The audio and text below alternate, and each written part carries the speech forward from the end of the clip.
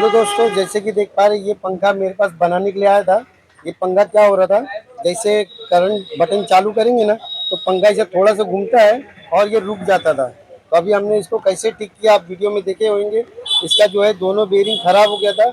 हमने दोनों बेरिंग ऊपर नीचे जो है बदली किया। ऊपर 6202 लगा है और नीचे जो है 6201 लग गया है। तो हमने किस तरह से ठीक किया आपने वीडियो में देखे होंगे। अगर आपको वीडियो कैसा लगा ये कमेंट करके बताएंगे। और जैसे कि बता देता हूँ, अगर हमारे चैनल पे नए हैं तो चैनल को सब्सक्राइब करेंगे, वीडियो को लाइक करें, शेयर करें। अगर ये वीडियो फेसबुक इंस्टाग्राम से अगर आप देख रहे हैं तो मेरे चैनल को फॉलो करेंगे, वीडियो को ज़्यादा से ज़्यादा शेयर करेंगे। ठीक है।